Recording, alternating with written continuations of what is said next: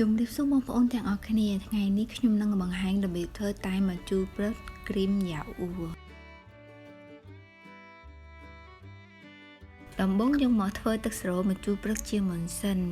ថ្លឹងផ្កាម្ជូរព្រឹកគ្រីមចំនួន5ក្រាមរួចហើយទុកមួយឡែកសិនបន្ទាប់មកចាក់ទឹកចំនួន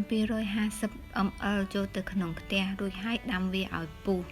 ពេលដែលទឹកពុះហើយចាក់ផ្កាម្ជូរព្រឹកនិងស្ករសចំនួន500ក្រាមចូលហើយកូរវាឲ្យសព្វនិងបន្តរងាស់វាប្រហែលជា5នាទីទៀតបន្ទាប់ពីបាន5នាទីមកបិទភ្លើងចង្ក្រានរួចទុកឲ្យត្រជាក់ពេលទឹកសរោត្រជាក់ហើយដួសផ្កាម្ជូរព្រឹកចេញហើយចាក់ទឹកសរោនោះចូលទៅក្នុងដបស្អាតមួយឥឡូវទឹកសរោម្ជូរព្រឹករបស់យើងបានធ្វើរួចហើយបន្ទាប់មកយើងមកឆុងតែវិញម្ដងមុនដំបូងនោះគឺចាក់តែម្លិះចំនួន40ក្រាមចូលទៅក្នុងកំសៀវចាក់ទឹកក្តៅដាំពុះភ្លាមនឹងចំនួន1000 ml ស្មើនឹង1លីត្រចូលទៅក្នុងកំសៀវរួចហើយគ្របទុករយៈពេល15នាទីបន្ទាប់ពីបាន15នាទីមកចាក់ទឹកតែចូលក្នុងដបរក្សាកម្ដៅដើម្បីរក្សាក្លិនតែយើងឲ្យឈ្ងុយបានយូរសម្រាប់តែម្ជូរព្រឹកនេះខ្ញុំចូលចិត្តជូរបន្តិចអញ្ចឹងហើយខ្ញុំក៏បន្ថែមក្រូចឆ្មាហើយសម្រាប់ក្រូចឆ្មាវិញបងអាចប្រើជាក្រូចឆ្មាតែជ្រក់ក៏បានឬក៏ក្រូចឆ្មាខ្មែរយើងធម្មតាក៏បានដែរបន្តមកយើងមកចាប់ផ្ដើមវាយគ្រីមយ៉ាអ៊ូវិញម្ដងមុននឹងវាយគ្រីមនោះបងប្អូនត្រូវប្រកាសថាសូដាគ្រីមនិងយ៉ាអ៊ូរបស់យើងត្រូវត្រជាក់ទាំងអស់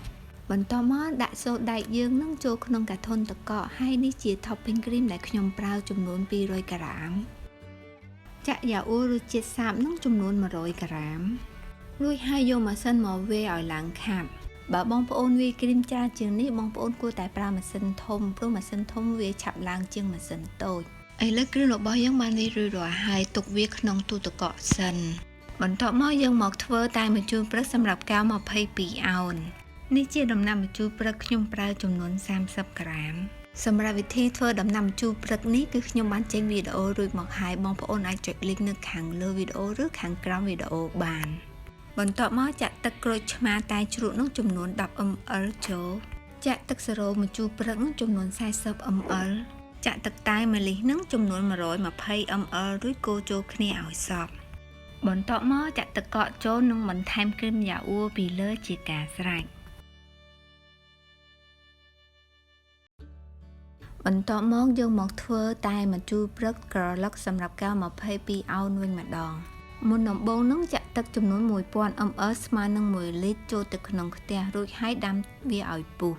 ពេលដែលទឹកពុះហើយចាក់ផ្កាម្ជូរព្រឹកគ្រីមនោះចំនួន20ក្រាមចូលនិងស្ងោរវាប្រហែលជា5នាទីទៀតដោយបើកភ្លើងក្នុងកម្ដៅទៀតបន្ទាប់ពីបាន5នាទីមកបិទភ្លើងចង្ក្រានរួចហើយដួសផ្កាម្ជូរព្រឹកចេញ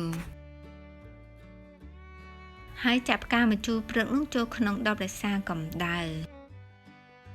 ឥឡូវយើងមកចាប់ដើមធ្វើតែម្ជូរព្រឹកក្រឡុកវិញម្ដង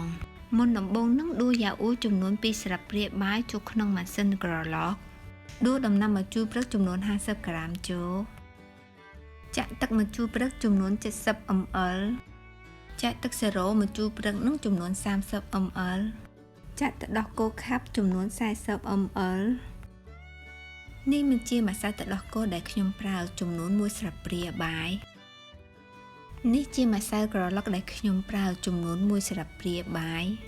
មួយទៀតបើបងប្អូនក្រឡុកកែវ22អោនបងប្អូនត្រូវប្រើកែវ22អោននឹងដួសទឹកកកឲ្យពេញហើយចាក់ចូលក្នុងកំប៉ុងក្រឡុកបន្ទាប់ពីក្រឡុករួចហើយចាក់ចូលកែវនិងបន្ថែមគ្រីមយ៉ាអ៊ូពីលើជាការស្រេចឥឡូវនេះភេសជ្ជៈរបស់យើងបានធ្វើរួចរាល់ហើយសង្ឃឹមថាបងប្អូននឹងចូលចិត្តបើមានសំណួរឬយោបល់អ្វីសូមបងប្អូនសរសេរ comment នៅខាងក្រោមសូមបងប្អូនជួយចុច like share និង subscribe YouTube channel របស់ខ្ញុំដើម្បីជួបគ្នានៅវីដេអូក្រោយៗទៀតអរគុណច្រើនសូមជម្រាបលា